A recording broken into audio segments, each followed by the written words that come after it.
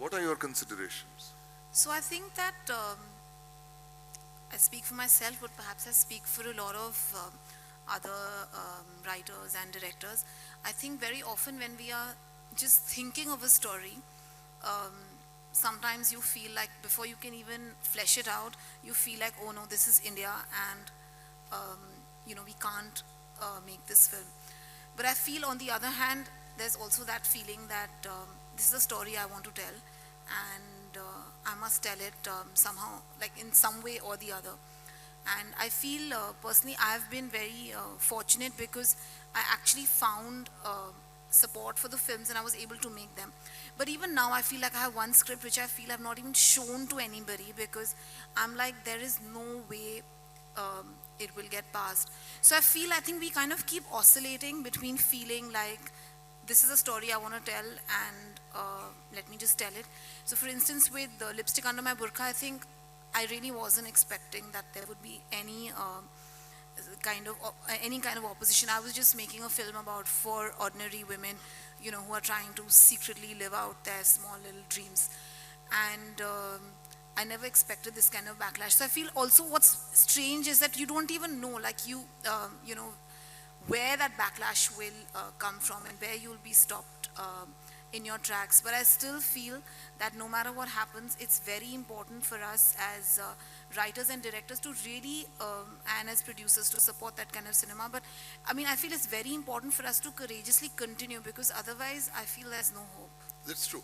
But tell me also, I want us to revisit where your sense of confidence comes from. And you're taking up a theme like that there are these secret fantasies or secret dreams of four women, okay, living in different strata of society. And the film is essentially going to be about them. A theme sort of links all of them together.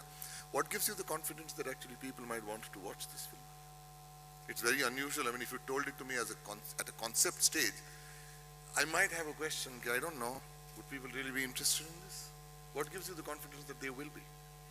I don't know, maybe I'm going to answer not in a very correct manner, but personally, I feel that, I don't know, maybe other people are like, they're more equipped to like figure out what the audience will really want. I feel the only way I can judge something is if I feel like there's some honesty in it and it's coming from some truth of my own life. And because I feel, especially because I'm more of an independent filmmaker, I feel that the only thing that I feel I have to fall back on is that it's an honest telling of the story. And there's some sort of truth that one is exploring. And I feel if that honesty is there, it is certain that people will connect. I really feel like that. If I can answer that question, Please, actually, please. I think. Anyway, good for you. We're all very proud of you, Alankrita, truly. Okay, and you hang in there and we're all with you here. Sayukta, What is it that actually you believe, again, okay, from another point of view, are you tempted to self-censor? Well, Are you going to after the lipsticks experience? no. Whoa. Because I feel if anything, when I started making Lipstick Under My Burqa, like I was saying, I was just making a film about four ordinary women and their small little secret dreams. After this CBFC decision to refuse certification, I think it's made one thing very clear to me, that now more than ever, I cannot like backtrack on my path. And I'm very determined to continue making the films that I believe in, no matter what it takes and however difficult it is, because I feel like this entire certification issue is far beyond them not certifying one film. I feel that it's really about them silencing particularly the voices of women. And I feel that at this point in time, if I lose courage and hope, it would really I feel like I just can't do that. And so I'm very, very clear that no matter what happens, now more than ever, I'm determined to continue making stuff which I believe in. It doesn't have to be obviously that it's just genuinely what I believe in. And I feel those are the kind of films I've made anyway. And I feel particularly because the CBFC has tried to clamp down upon me like that, I'm determined to ensure that their purpose in terms of trying to silence women's voices is not going to be served. I'm really clear about it, and I feel that this is 2017. If we don't speak up and if we don't take a stand now, we really are sort of giving in, and I think that's the death of creativity and of artists in this country. So I feel that now more than ever, it's very, very crucial for us to really continue on our path undeterred. And I don't care what happens. And I'm very, very clear that I will continue.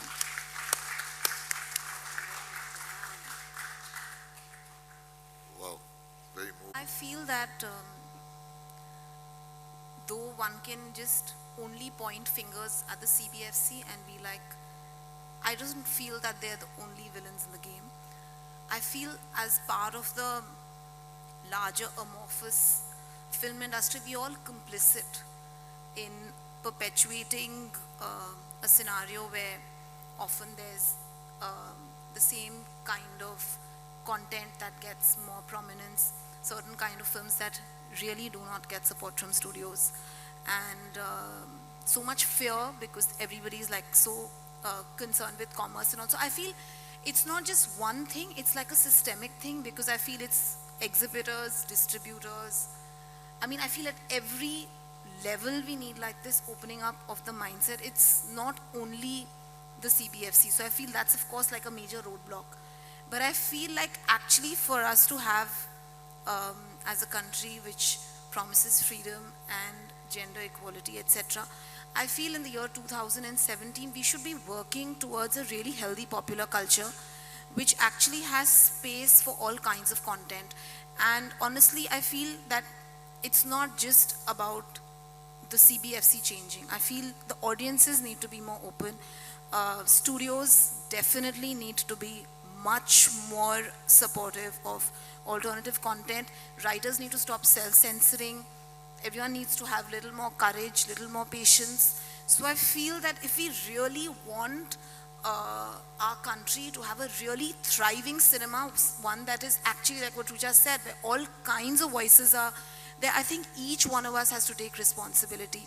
And I feel it's not just about blaming the government and the system, but I feel as artists, as filmmakers, as producers, we all have, this popular culture is a reflection of all of us. And even as the audience, I feel we can keep complaining and saying, oh, we don't have enough great films or whatever. But then we have to choose, are we spending money on films that are perhaps more interesting? So I feel maybe like overall some sort of serious self-reflection is required in all parties concerned in terms of what is the culture that we are creating and what is the culture that we are really engaging in also. That's what I feel. True. Anything else? More books. Yes. That's all. We've all grown up reading. Yes, can we? Yeah. Right, Firas. I feel I'm only driven by the story that I want to tell. And I feel like we all, I think, spoke about this element of truth and honesty. I feel that when one is, I mean, that's my personal experience and opinion. But I feel that when one is sort of writing or directing a film with honesty, one's politics anyway colors the work. And I have never felt that I have to now make a film which, is some sort of crusade. I guess the subversion just comes into the work because of who I am and what I believe in. And yeah, that's. I think none of us can be apolitical anymore, right? Given the times we're living in. So if you're writing a It's story. about anymore. Why you?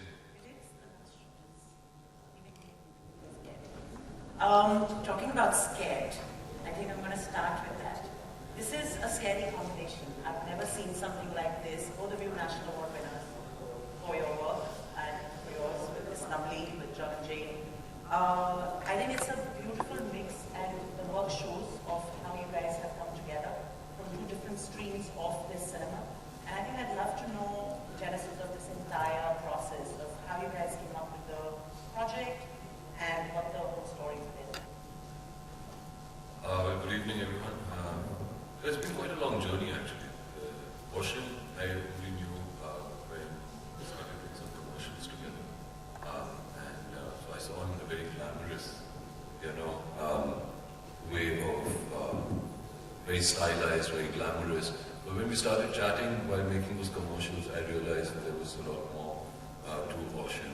I saw his film Miss Lovely, and I was very impressed with the way he kind of takes his shots and the kind of eye he has for all the detailing and the art, the production design, everything that goes into it.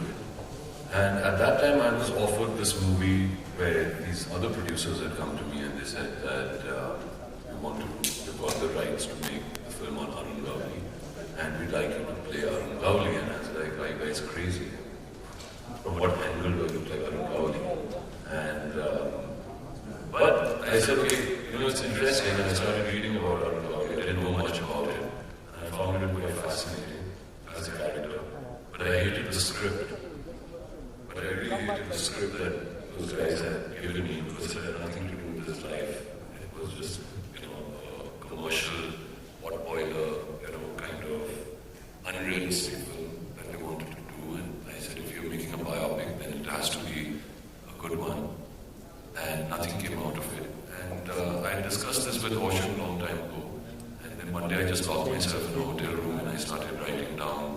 I got quite obsessed with it and I started writing down, a story which I sent to Ocean just to get his feedback on it. And he loved it. And I'm glad he did because he doesn't like things very easily. And then he said, okay, we're going to sit together. Because if we make your film, the way you've written it, we'll be doing it in 2 parts. So we've got to make one film. And then we sat down and started working on a structure. And all the producers who were with us started running away. And we were left with Ocean and a whole pile of a team that we had hired, who we had committed to that we were going to make this film. And we also realized that those producers did not have the rights to make the film. And then we had to go and acquire those rights. And from that, I think our journey began, and I think through that we got to know each other and we decided what kind of film we really do want to make, and what kind of scale do we want to make this film at, and what kind of funding would be required to do it. And we do not want to compromise on just anything and everything by a studio telling you to put in an item number where it is not required, and stay as true to the story that we want to tell, which was not to glamorize or de-glamorize, but to let the audience make an opinion about the character we're talking about. Yeah, I think that's more or less the way things came about. It was quite accidental, and I think the accidentalness of it, maybe neither of us thought about it that much, beyond a point. And I think once we started working, we discovered that there was a chemistry, because, I've come from a particularly anti-industry stance. Arjun comes from a very different space. But I think we had a lot of respect for each other's understanding of the subject matter. I think one of the things that I said to him up front is that I don't want to make a typical film. And he said to me, I don't want to make a typical film. So I think we were already on the same page when we started the project. And I said, I don't want to do a hero kind of thing, and I don't want to make a Bollywood gangster movie. I want to get into the period. I want to get into the atmosphere. I want to do it in a way where it's never been done before, and it's a risk. It's a big film. There are always typical ways of making a gangster movie. This one doesn't do any of that. I'm talking even internationally, the way you light the gangster, it's like a top light kind of shot. There's a certain way. I've avoided all top light in this film. There's no top light. There's none of that classic Marlon Brando kind of lighting. So just the whole approach of the film is very different. And I have to say that I never expected him to come with me all the way, and he really did. So I think that's the best kind of collaboration there can be when you actually work. And I think one of the biggest things for me was the fact that he had already engaged the writing. He had already engaged the process of thinking about Gowli as a character before I came on. So when I came on, I already knew that this guy's in it. It's not like just an ego project. He was already committed to the idea of who this character is, how he sits, how he and I that kind of commitment I didn't expect, and it's really rare. And for me, then when you see that, you want to work with somebody like that, I think. Yeah. That's great. I didn't know you wrote this. So, the teaser looks like there's a lot of research that's gone in every detail. But when you started researching, what were basically the avenues for you to research this character who's very much alive? I mean, it's the time of biopics, whether it's Dhoni or Neerja, but this is very different. And if I hear, this is not a biopic and not a gangster film, but it's something in between. It's a story. How did that process go? Yeah, so the research was a lot, and if I talk too much about it, most probably I'll end up in jail. So I shouldn't. But yeah, you have to go to where this world is. You know, you have to go and you have to find the people who belong to this world, and talk to them. That's what we did. And of course, you had to get the rights and the permissions from the family. Also making it clear to the family that this is not something which is just going to be a film which is going to, be a propaganda around the character, where you're just going to be showing him as this good guy or, doing a different kind of an image for him. It's not an image building exercise. We are excited because of the story, because of the life he led, and that's what we want to really explore. And it took a lot of time to convince the family to do that. And fortunately, they came on board. They totally understood. And when Arun Gowli came out on parole and we had the opportunity to meet him, he really said, no, I don't want to be shown as a hero.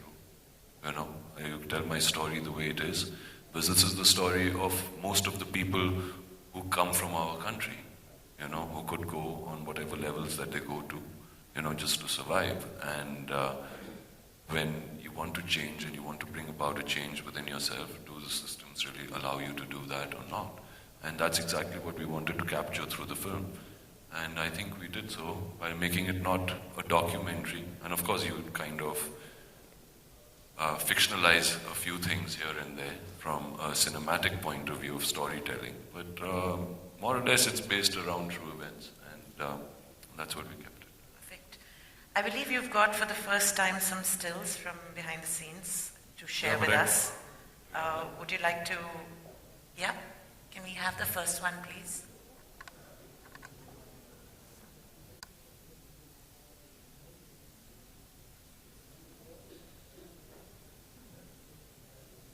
He's taken me to locations like you cannot imagine, and there we are doing all these scenes. So, so the first still was, yes, from Dagdi Chaul. Can you go back to the first one, just for a second? The first one that you showed, the one before this. So, and this is basically the BRA gang, which is Babu, Rama, and Arun. And I don't know why and that's why they call their gang BRA. I didn't think they realized it spelled out to be Bra, but I think that's basically it. Those are the three guys who basically are best friends and make that gang. Go to the next. This is Maqsood's Den, and basically it's an Eid sequence where everybody is kind of called, and it's very interesting. While I was researching it, even people who come from this lifestyle of being what we call gangsters or the underworld, they have their own rules as well. And one of the rules is that everybody during festivals, meets as friends and sees if there can be a compromise or if there can be kind of any kind of negotiation. And they meet absolutely like that. They look after each other, wish each other, and then they leave. And as soon as they leave, they are enemies again, sworn enemies. But and the second rule is that they don't attack anybody who is your kin, like your blood relation. So they don't attack family members of gangsters. They'll attack everybody else, but they won't do that. So it's kind of a reference of all of that. I mean, a lot of this stuff is actually far more researched than I would say, like a standard film. The research is kind of insane on this project. I'll take you through some of it, even in terms of clothing. I mean, I grew up in this city, so I feel a lot of the films that have been made in Mumbai or Bombay have not been made by people who've grown up here. I've grown up in seeing these things, seeing these spaces, and I feel somewhat that I've always felt the detail missing. It always feels very generic, the gangsters, and actually they're not generic. If you're a gangster that comes from Lal Bagh, you have a certain style. If you're a gangster who come from Dongri, you have another style, and another way of speaking, and another way of hanging out, and the way you wear your glasses is different. And I think that's the kind of level of detailing we got into in this film, so that when you're in that world, you're actually absorbed into the atmosphere of the time. It's not just like, acha, everyone's a gangster. Each guy has his own form, in a way, and you will kind of see that through the pictures. Go to the next one. Next one, please. So this is my love interest in the film, who's playing Asha Gowli. Her name is Aishwarya Ramesh. She's a wonderful actor from down south, from Chennai, and she's done a fantastic job in the film. Her growth and her thing, and actually Asha Gowli herself is a very, very fascinating character. She's gone through so much and has held the whole family together because, he was never there. He was hardly ever there. He was hardly around. And so she plays a very, very pivotal part in this film. And I think one thing which was interesting about Aishwarya casting her, very non-typical casting, of course, because again, I come, like I said, from a more independent space. We could have always cast a more glamorous, more, familiar face. But what I think, and that's the kind of thing that I think Arjun was really backing on this project, which I have to say was something which really gave me some kind of commitment as a director, because you basically say that let's go with someone who looks like Asha Gowli, not someone who looks completely different, who has no relationship. And what's for me for us a great sense of praise was the family themselves, the daughters themselves, and Asha Gowli herself saying, wow, she looks a lot like me. She looks almost exactly like me when I was younger. And all the salwars and all that stuff, all of those things have actually been taken out of Asha Gowli's own family albums. We just replicated the style. So, there's a sense of authenticity with this. he would get, I think we blew up some 18 washing machines, because he wanted the clothes to age on a certain level.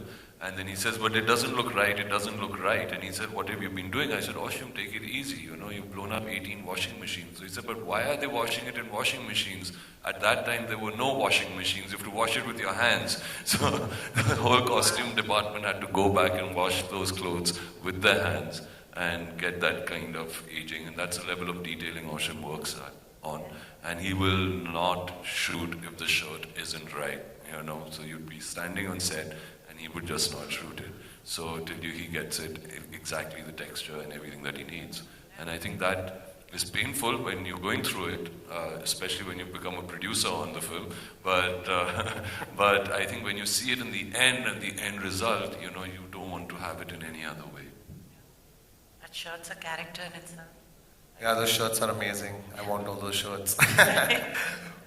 They've all been stitched actually from the time. None of these things are available, and the girls we had on this were amazing. They were going to small towns and getting fabric that they don't print anymore so that they could make these clothes. So a lot of that. And I think one of the things, just coming back to the shirt thing, I've always had a big problem with when I watch a Bollywood movie is that why is the star wearing the thing that looks like it was just made and all the extras look like they're sweating? I always had a big problem with this. If everyone's a gangster, everyone's in the same space. And that's something I told Arjun. I said that, we have to be in the same space. Otherwise, you're always going to look like you're standing above all the other characters that are in the room. And that was a big problem. So I think that's something, these are the kinds of things that we were really on in terms of the style of the film. So you're immersed in it. He becomes the character. You don't think, oh, it's Arjun throughout the film. You lose yourself in the film. I want to make a point on that, Arjun. Exactly what he's talking about. Usually the work that you do are made to stand apart. You're the star. You are sort of at the center, and here somehow, how was that process to sort of not just adopt the character but become a part of the entire set? I try to do that with every film. You try to do it, the level of, here you're playing a character who, is alive, you know, and you have to kind of look like him, you know, there has to be a resemblance, you're playing somebody, so that becomes different. Otherwise, you're usually playing a character who's fictitious completely and you don't know, so you try to imbibe whatever those qualities are, and of course then that level of detailing is not really that much until unless that character is very, very well defined. You try to do it with every film, but as I said, not everybody goes through that level or that effort to make it happen. I think the first challenge for Daddy was, will I be able to look like Arun Gowli? You know, and I think before we even committed to each other, we did a look test. And we put some prosthetics on and, you know, we kind of worked towards it. And when we saw it and we just shot it on an iPhone, we were like, wow, you know, this just like came alive. And that's what became really, really exciting. So that was the first level of encouragement you got.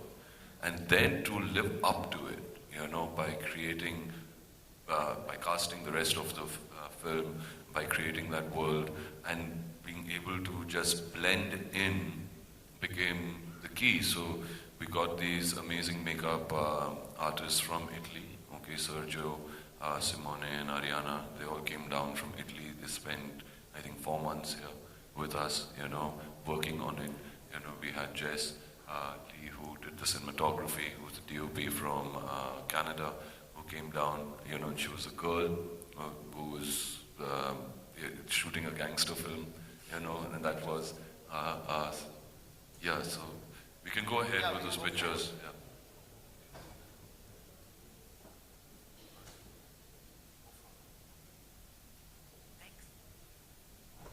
Yeah, just some more stuff of the period of the time, Ramanayak, Arun Gowli. So the film goes from the 60s and goes all the way till today, and so that's kind of the 70s.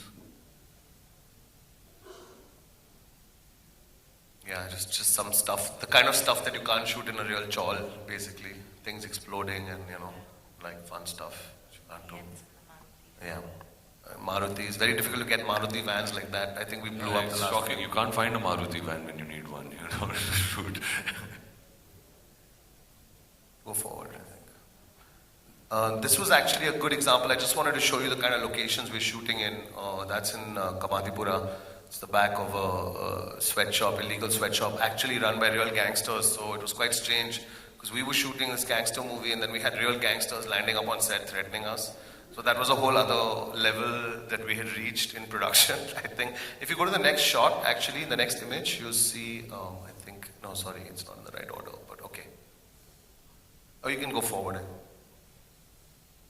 That's Nishikant Kamath, who's playing... Go back. Who's playing the investigating officer, Vijayakar, in the film, who has a bone to pick with Gowli, and whoever knows Gowli's stories knows that, you know, he had this one guy who kept going after him. And he is also aging through the film. So we had to keep track of everybody's ages, you know, like they were 30 years old, they're 60 years old, you're shooting out of sequence, you're shooting with prosthetics in the middle of Kamatipura, 12 hours in the heat. Not an easy film to make, you know. Yeah. Go to the next one. This is when we came into the 80s. Go back. So this is just again more images from the time, from the period, shooting again on real locations. You know, just getting a lot of the texture of the city into the film. Then there's a bunch of stuff that's behind the scenes. You can just go forward. This character plays Hilda, who's one of the girls that actually ends up, you know, in the story, ends up betraying Ramanayak. Oh, I didn't have to tell you that. I can't. Okay, sorry. But she does it in a very interesting way. Okay, this is some interesting stuff behind the scene in terms of just locations where we're shooting, all the docks, smuggling stuff in the rain. Quite crazy. You can go forward. Okay, they're a bit in the wrong order, but I guess we could just... So this is basically just the vibe of the film. You see the lighting, the difference, you know, in era and periods. And Arjun, that was a great producer moment 30 seconds back. you know, actually, I'm just looking at all these stills and I'm just thinking, how the hell am I going to work in another movie? Really, I mean, I've really actually been spoiled, you know, because you kind of get to do what you want to do and do it in a really, really amazing manner. you know, where you really actually, Ocean being the purist that he is, and me having to don my, you know, producer hat at the same time, the actor, and at the same time think about the audience who we are making the film for, because finally you don't make a film to just watch it on your own, and you want, you know, to connect with the audience. You want the people from Dagdi Chaul to the people in Punjab to connect with this movie, and you know, so to have that kind of clarity, and I think the combination worked really, really well. And when you see stuff like this, you're like, damn, will I ever get an opportunity to work on a film which has this kind of matter, which has this kind of styling, which has this kind of, you know, layering, and so many complex characters, such great storytelling that goes back and forth, you know, and it's got a thriller vibe to it. I mean, the film won't be more than 2 or 5 minutes long, you know, and to pack everything into that, you know, and at the same time make it extremely accessible to everybody was, I think, the biggest challenge. And I think we kind of have achieved that. That we'll only know once the film releases. But the process and to get this, like you just see these images, you know, you don't see these kind of images. Every image, and this is just normal stills being shot on while the filming's happening, you know. And while me, myself watching it, I get surprised. So I'm sure it would be something unique for people to see. Ashim, I'm not surprised at the authenticity. I mean, even in Miss Lovely, it's just something that, you know, sorry, but we expected and were thrilled to see it. But in terms of treatment, Miss Lovely was still an independent film, and it was made for, you know, it premiered at Cannes and went on to win however many festivals, awards, national award. This is a big film. So how do you keep the authenticity of your writing and your characters and yet tell a film that is not just talking to the Dagdi Chaul or the people who know of Arun Gowli, but internationally can actually understand where you're coming from?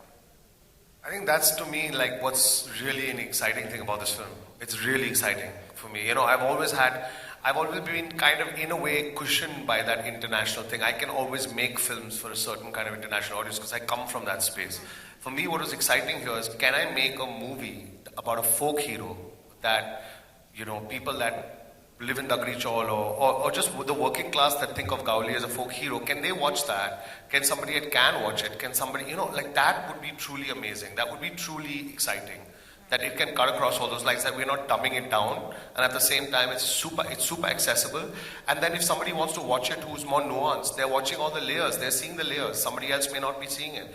That, I think we both really wanted a film like that would stay true to the story and to the space, and not just suddenly. And I think that's one of the issues, frankly, I'll be blunt, that I had with the first set of producers when we came on. I mean, the first thing I told Arjun is like, man, we can't do like an item number here suddenly in the middle of this. Like, it's just wrong. It's not correct for this film.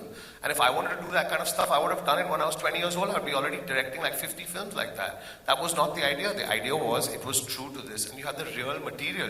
You have a guy who's willing to give you his story. He's able to call himself Arun Gowli in the movie. Why would you try and make it generic, you know? So that's really where I was coming from with this. Yeah. Do we have more? I think we got that combination right, you know. I think the whole, every time you go out there to make a film, is you want to make a film, with a sensibility which you are not going to, when you watch the film, you know, cringe. There are a lot of films I've done where I cringe and I'm like, oh damn, why did I do that, you know? And now, at least with the opportunities that you get in life, you can, you know, say, okay, do this, do less work, but do the right work, and, you know, work with the right people. But at the same time, there's a responsibility. A film is not about, as I said, for a film which is to be indulgent and made only for me to watch at home and say, look at this, how I worked on this, and harp about it. The film is, you're expecting an audience to come there, pay for a ticket, and, you know, walk out of there feeling something, you know, taking something back, and you have to give back. And so you have to be very, very clear about that. What happens mostly when we do international films or films for festivals, you know, they become very ambiguous, you know, they become very, you know, indulgent in many ways. This did not give us that luxury, because when you want to make a film like that, you could do it, but you have to shoot it in a room, you know. But when you make a film of this scale, you know, you have a responsibility, and a film which is true to an audience that is huge, that goes to which Arun Gowli has his own following who are going to come there. You have to be true to them. You have to be true to yourself. You have to be true to the budget, you know. And you got to kind of think about all those things, put them into perspective, and say, are we being indulgent at this point in time? Then we should pull the reins, you know. And when we need to really go for it, do it. What's important in this whole combination was the vibe, the world, and I think that Osham has created beautifully with the kind of people, the team, everybody who came onto the film. He was so responsible in bringing so many of those people onto the film who we worked with, you know. And my job was always to make sure that we are not disconnecting from the audience, you know, that if I can't understand it, or I don't know why you're taking this shot, or don't do it, you know, because I don't know what's going to happen. And Osham is very, very different in the way he takes his shots. This film doesn't have one OS. I've never, like, an over-shoulder shot of a close-up of another guy while talking. You know, I could be sitting here, talking here, and then the next shot's going out there. But then the way it's cut, and it comes together, in fact, Deepa, who's our editor, first when she saw the footage, she's like, God, how am I going to cut this? And now it took her 2 months to just figure out what he was planning and how he was trying to tell the story.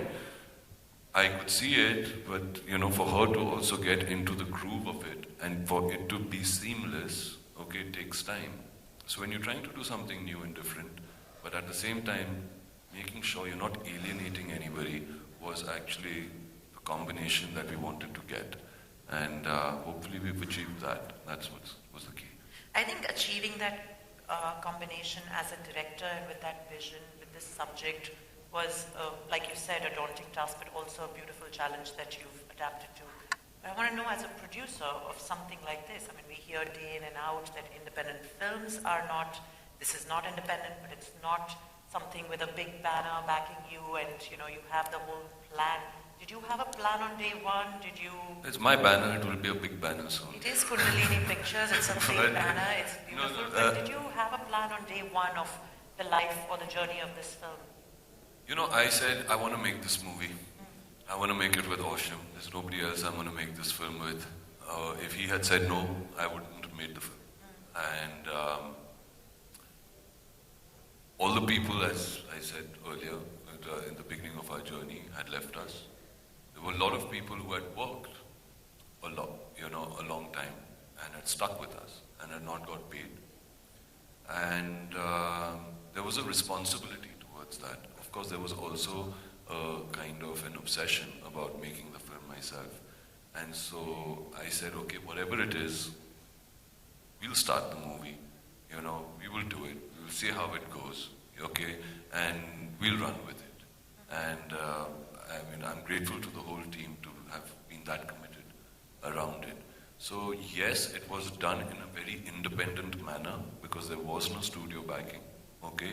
It was not an indie film because it doesn't have the scale of that, okay. But we are trying to shoot it in a thing. So I don't think anybody's really done that. You know, it was just pure passion that drove this film. And I'm glad it did because it ended up being extremely enriching and is something which I think I've learned so much about production, you know, about how, what goes into making a film if you really want to make it correctly. And I think created wonderful relationships through the process of doing that. I know the kind of people I would definitely be using in my films going forward and how we would be going forward with that. And a lot of people who I will never work with, you know, at the same time because they just cannot get it. They're not passionate enough. So I would only work, what this film has taught me is to work with people who are only passionate. And then commercially what it does and what happens, that we will see when the film comes out. I can't believe that, Osham, you've made the next film. I can move on. That's Lee being funny. We got some stills in here which have been slipped in quietly. Just go back for a minute. And one more back. So this is the set we built, the Nagari Chaul set. You can see it, at night as well. So we spent a lot of time on this set. Also, I was very particular about the kinds of light. There was a certain type of sodium light at a certain point in Bombay growing up, and then it changed to tubes at a certain point. So a lot of the film is also color coded like that, so you know the eras without having to resort to cheap like sepia toning and all that kind of stuff. It actually is the way the light works in the film. So just go forward. Keep going. Yeah, it's just a night. Go forward. Okay. We can talk a little bit about Arjun. No, we shouldn't talk about this one. Yeah, some of this is actually from the film itself. Maybe we shouldn't talk about it yet. This too. Yeah, so this image, this is a crazy image. And Osham, I remember, told me, while we were sitting one day and we was working on the script together, and I have this image in my head about, him having his child and a gun in the hand at the same time. And I said, Osham, that's really filmy, yaar. You know what I mean? And it can be like, a gun and a gangster with a baby and all of that. But he said, no, you don't understand it. I have a different way of seeing it. And how this scene actually happens and what the mood of the scene is and where he's placed this. When you all watch the film, please, you will remember, this conversation. It's so apt and it so beautifully comes in, and it's so poignant for the story, the way it moves forward. But you have to watch the film. So these imageries are very, very strong. You don't see stuff like that, And I also like the idea, what happens, right, when a gangster is, and very few gangster movies deal with this. What happens when you're in the midst of a gang war and you have a child? It's an amazingly dramatic thing. And no gangster movie deals with that. Just dealing with a family on an everyday basis is dramatic enough, right? So I'm saying, what happens when you're actually also fighting a battle and suddenly you have a child and you have to deal with the domestic and you have to deal with this outside world. It's something else entirely. It takes it to a different level, I think. We can go forward. These are just some of the images from.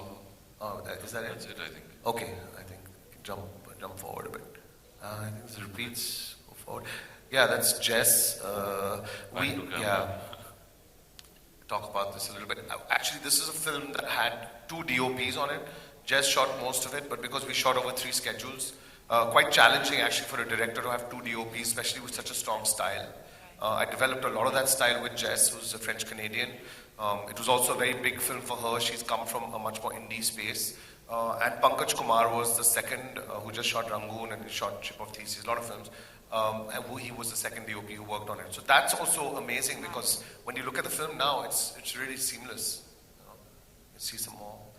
So I think there's some repeats here. Forward. Go on, go forward, please. That's Pankaj shooting now. Some of it is shot by him there. Go forward. Talk about this. Again, situation where you're shooting in real locations. These locations are incredible. I didn't even know they existed. They're like people living, and they haven't changed over years. There are people who are tailoring out there. You see a lot of Nike stuff come out of there, and a lot of Adidas coming out of there. And all that's going on in the background. And there's a lot of embroidery, beautiful embroidery that goes towards to France and to all these places. And in fact, Rama, who's one of our one day we were shooting on this day, and there was this charpai, and they put the weave on it, and they kind of do the embroidery on that charpai. They've got the net, and then they do the embroidery on it, and on that they put a chadar so it doesn't get spoiled. And Rama thought it's a bed, and he went and he sat on it, and he went through this embroidery. This guy had spent, I think, 4 months. Doing embroidery on, and he went bang right through that thing, and I've never seen a guy look so distraught. Yeah, but the karigar who was there, he just held his head. He said, 4 mahine, 4 mahine. 4 mahine ke kaam ka, aapne kya kar diya? And this is gangster paradise. So you don't even want to mess with these guys. You don't want to rip anyone's embroidery in a place like that. No, you don't. And actually, we did end up having to deal with the repercussion of it quite badly at the end of the. But we will get into that some other time, I think. I think this is all very exciting. It looks great. Next steps, I mean, we're waiting to see it. Do we have dates? Do we have a release? So yeah, I think one is definitely to take it to Cannes, and that's where hopefully we will go first, and then after that, it's such a jumble of dates. There's so many films we made, so you guys kind of have to find the right date. But I think you will see the film in July. That's what looks very realistic right now. I think by mid-July we should be. We'll give you a date in about a week or two, but I think by mid-July we should be ready to go. So are you planning, and of course, I mean, I'm not surprised if we are going to see this in Cannes because, I think all of your films have, the last two, been there as well, right? No, not Only Miss Lovely. John and Jane was Berlin. John and Jane was at Berlin? Berlin, Yeah. So do you ever feel that, once you're opening up the film over there or showcasing it there, there's a certain sort of slot that the film gets in when you come here to do a theatrical release, or is this also going to be the first time when you're going to... Well, it's a film which we've been talking about. It's a film which I think is compatible to both, and I think that is what we went out to make. So yes, we're not going to be apologetic about it and say, oh, this is a film that goes to Cannes, so it's going to be this kind of a film, or be pseudo about it. But and at the same time, we're not going to be saying that this is a film which is a story of a guy who comes from grassroots of India. This is the story of that man. We're telling that story in the most truest way that we can.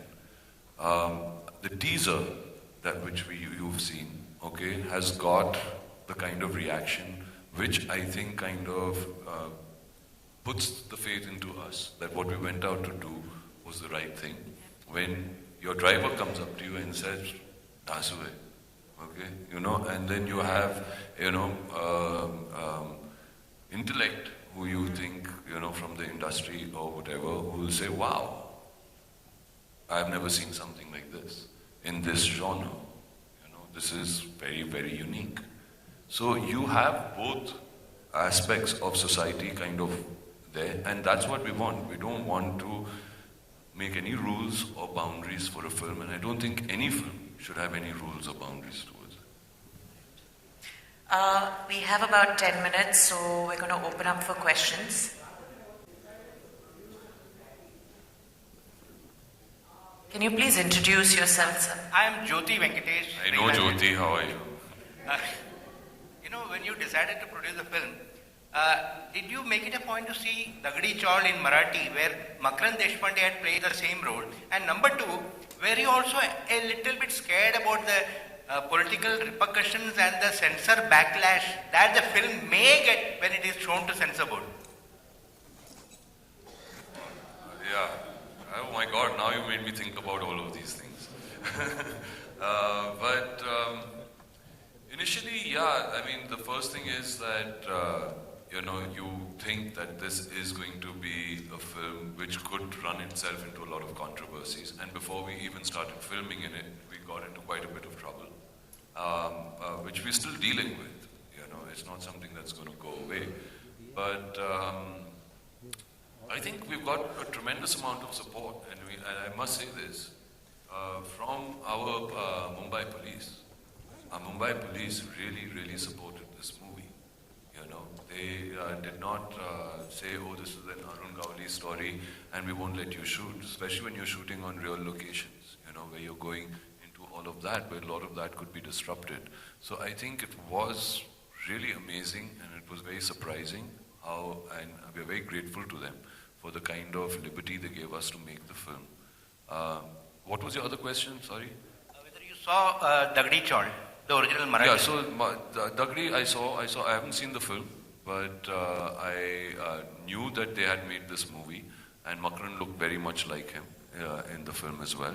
But the people who saw the film knew that it was not a biopic. It was a film that was a love story based inside of Dagdi Chaul. So that was the difference. But what was encouraging from it was that that film was made, I think, in a budget. A friend of mine produced it, Sachin Iyer, who again is actually Arun Gowli's nephew. And he made the film in, I think, 2.5 crores, and that film ended up doing 22 crores in the regional thing. So hopefully I get some of that audience back into the theaters. So that was a good kind of a barometer of the kind of popularity Arun Gowli has. And the third question was? Censor repercussions and Censors. political pressures, but you have the permission from the family, so there is no tension. No, that's fine. We've got the rights. We've got, it's all done on that level. We've got their blessings and their support. But from a censorship point of view, I don't know, man. They never cease to surprise you. So once we reach that level of getting the film censored, we'll figure out what's going to happen. And a big compliment to Oshim and Arjun, the actor, because I couldn't believe that it is the same Arjun Rampal who is in front of us as Daddy. Thank you. Thank you, Jyoti. See, after what happened with Leela Bhansali on the sets, and you guys are handling a very incendiary topic, and you had the guts to ask the family for the rights, and thankfully you got it. But my question is that, and this person is still alive, going back and forth between jail. Now, did you, or have you encountered, or did you think, that you may, handling an issue where you could have probably just not taken those permissions from the family because this gentleman is alive and he's a gangster. He could say, नहीं मुझे यही depiction चाहिए मेरा, नहीं तो तुम्हारी picture नहीं चलेगी. So did you anticipate those kind of reactions and take some actions around it? Yeah, so it wasn't easy to convince the family, because it is very sensitive. You're going to go into his past, you're going to dig in there, and these are, you don't know, he's scared legally what implications it can have on him. And therefore, we have to be, very clear about how the film progresses. So you take incidents that is in public domain, which people are aware about. Of course, a little more from the family, from a research point of view, okay, which is how how he really is, how people look at him. And one thing we mustn't forget is, why is this film called Daddy? Because that's the nickname that's been given to Arun Gowli by his people. He's not a bhai. He's not, a don or a thing. They call him Daddy. That means he has a heart somewhere which he has touched a lot of people's lives. And I think that's the human side of his story also, which was what we got from the family. The incidents that have happened, which is in public domain, okay, are in public domain, okay. The way we have, the structure of the film is in such a manner that it is from people's point of views. So it's not him saying, oh, I did this. It's Hello. from a character's point of view. Yes, hello? Hello sir. Yes. Sir, I am Ramesh Rao from Film Bazaar magazine. मैं उसी area में रहता था, भाईकाला में. मैं वहीं बड़ा हुआ हूँ. ये 15-20 साल पहले की स्टोरी है. करेक्ट सर, ओशन जी? तो जब भी कुछ किसको डेथ हो जाता, किसको शूट आउट होता, मेरे बिल्डिंग के सामने से उनको लेके जाया जाता था. जयराम श्री राम बोल के. हम लोग छोटे थे, देखते थे सब शूट आउट. तो क्या इनको, मेरे क्लास में एक लड़का था, वो बोलता था यार वो दगड़ी चाल में रहता था, उनको सोने नहीं मिलता था, इतना शूट आउट होता था. वो सवेरे स्कूल आके बोलता था. तो ऐसा कुछ सीन आपने किया है क्या जहाँ दगड़ी चाल में शूट आउट होते हैं और कोई वहाँ के जो लोग रहते हैं उनको भी लेके आपने कुछ किया है ऐसा? हाँ, उन लोगों के साथ पहली बात तो आपको मिलना पड़ता है जो वहाँ पर रहे हैं, वो जो उस पीरियड के पार्ट थे, जिनका वहाँ पर एक्सपीरियंस रहा है. तो उन लोगों से हमारी बातचीत भी थी. उन्होंने कहा है कि कितना डेंजरस था वो पीरियड, जब गैंग वॉर्स हुआ करते थे. और ये 90s, लेट 80s और मिड 90s तक जो पीरियड था, वो Mumbai a very very scary period, because it was very very underworld driven. अभी काफी सफाई हो गई है, सब अभी बोलते कि अब तो व्हाइट कॉलर बन गए भाई, वो काम नहीं करते. तो आई थिंक एवरीबडी मगर वैसे क्यों बने, वैसे वो उन्होंने क्यों किया? क्योंकि this thing is, what is very important is, what people should understand is कि the mills जो थे ना वहाँ के, लकड़ी चौल was mill worker के घर थे वहाँ पर। जब mill strike पर गए, when the strike happened there, lot of people got unemployed, lot of people didn't know what to do, and the unions created that, and that's what created the underbelly of the underworld in Mumbai. तो अगर हम किसी को काम दे, किसी को उनकी रोजी रोटी आ रही है घर पे, तो वो बंदूक क्यों उठाएगा? वो बंदूक तभी उठाएगा जब he has to survive for himself. तो I think without justifying too much, और फिर एक होता है कि चस्का लग जाता है पावर का, जब आप पावरफुल हो जाते हो और सब आपकी सुनते हैं, तो वो भी एक नशा है। और उस तरीके से फिर किस तरीके से वो बढ़ते रहते हैं, पैसा का नशा आ जाता है।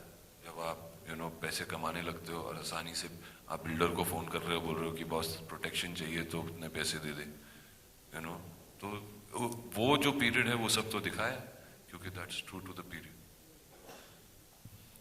Oh yeah. Right. Hi, I'm Gitika. I teach TV production and TV entertainment in Amity University, Mumbai. So my question is, there are two types of audience. One is PVR का crowd and another is Getty Galaxy का crowd. So आपको क्या लगता है, ये दोनों type का crowd pull कर पाएंगे आप? Yeah, I think that's the idea. That's what I was saying earlier about the film, is that for us, I think the success would be if it can cut across different kinds of audiences. And I think for me, the hope is quite ambitious, that maybe we can think of a different kind of Hindi film. Like everything doesn't have to be either it's PVR or it's festival or it's, like a big 500 crore film, and that has a different aesthetic. Like, why do we think in such simple terms? Like, why can't there be more overlap? Like there is in other industries, where we have something which looks beautiful and is still really big, or something that's very intense and it's still very commercial. I'm saying, why are we stuck to these old categories? I think it's time to start moving on and start creating, more spaces for what Hindi film can do. That's my hope. We have seen different films, like Once Upon a Time in Mumbai. So Kangana Ranaut was very glamorous, and your Asha Gaule is very simple and sober and decent, like Next Door Girl. Another D Company. So D Company was not commercially hit, but Once Upon a Time in Mumbai was commercially hit because of songs and looks, and so that's why I'm asking. So fine. Things have changed. Well, yes and no. If you look at the arc of the industry right now, I think everybody in this room knows that there is no calculated guess. The things that we all know, all the glamorous stuff that's supposedly surefire hit, complete washout. Films that are really small, which you don't expect anyone to watch, they've done 10 times their business. I think the model is changing. I think we have to be... No, and you see, I would also say that there are films like Rang De Basanti, okay, which kind of, I think is a good example to give, where it went to two different kinds of audiences and both of them understood it. Why? Because it did not alienate people. हम लोग क्या करते हैं कि हम बोलते हैं कि अच्छा ठीक है, ये पिक्चर है, ये this is the star of the movie, this is the heroine of the film, this is the budget of the film, put so many songs into it. We kind of package our films mostly and say this movie, so make it Punjab friendly, make it South friendly, make it Mumbai friendly. You kind of favor the circuits that give you the maximum amount of commercial success, and you kind of put things in accordingly. This film doesn't lend itself to that. This is a true story. You have to be true to the character, but at the same time, we cannot make it really, really inaccessible. And we've tried to do that. Picture क्या करती है box office पे, how many people like it, कितने जूते पड़ेंगे, that you end up knowing only on that Friday that the film releases. All right, Arjun, it's been 17 years. I wanted to say, you were amazing in Moksh, and that was your best performance till date. That is your best performance till date. I hope कि Daddy ये जो opinion है वो change कर पाए. All the best. Thank you so much. Thank you. I think we're at the end of our time. Is there any last question? Pressing question? Okay, last question for the gentleman in the front.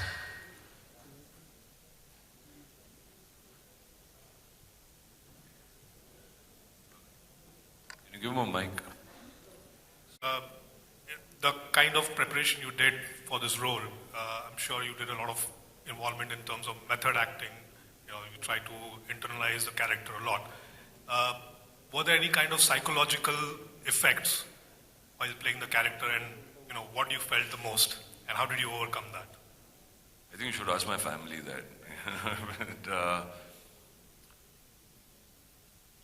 But, no, not really. I mean, I was very scared while playing him, and I used to keep asking Oshim, am I doing it right? I hope I'm doing it right. It wasn't like, oh, this is the character and I'm walking onto the set like that. I think it kind of, as you keep getting into it, and as you keep saying those lines and you start, working with the people around you, it wasn't that, oh, this is the only way. Sometimes I would kind of go in a totally different direction and just feed off people. And I think the atmosphere that is created for an actor to go there, sit, what he's wearing, all of that, it just kind of brings that and helps you get into it. Because the minute they would say cut, there would be 10 people with checks behind my back to sign. So, you went through all those different kind of things. But yes, somewhere I think what really helped was understanding him and understanding between us about not playing this guy as the typical hero, not projecting him like that, going as close as we could. And then when we got to meet him, just to see that body language and to see how, he is, and what was really nice, and what I noticed was they are very, very gentle, and they have tezi bahut hoti hai inme, they are very polite, they are very humble, but they will say something, and you will say, hold on, what does that mean? So I mean, to get those little things into the script was very exciting for us. And psychologically, I think I'm quite okay right now, no? I don't know. I hope I don't Just have... about. Yeah, just about. I think on the edge. Yeah. Yeah, but a lot of people didn't mess with me. That was and another interesting thing had happened, and which I'd like to share with everybody. I was one day dressed like him, and I was in Dagdi Chawl, as we were doing some shoot there. And his brother-in-law, walked up and came and touched my feet because he thought I was him. And I thought that for me was like the biggest thing that could happen. I mean, that was really, really incredible. It was really something special. And let's hope it's as special as we are making it out to be when you all see it. I think it does look special. It is very special, and I personally feel it's going to do something that has never happened before. It's going to cross all these boundaries of mainstream, independent, festival. It's just, going to be something that everyone can come and see, like you said, in different layers. And I want to thank you both for coming here, sharing with us this first look, the story behind Daddy, the magic of Daddy, and for putting yourselves through what seems like an artist's task, but I think it's going to be amazing. So all of you, be ready for next steps. Thank you so much for coming here. Thank you, Arjun. Thank you all. Thanks for coming, and really, it was really fun. Thank you.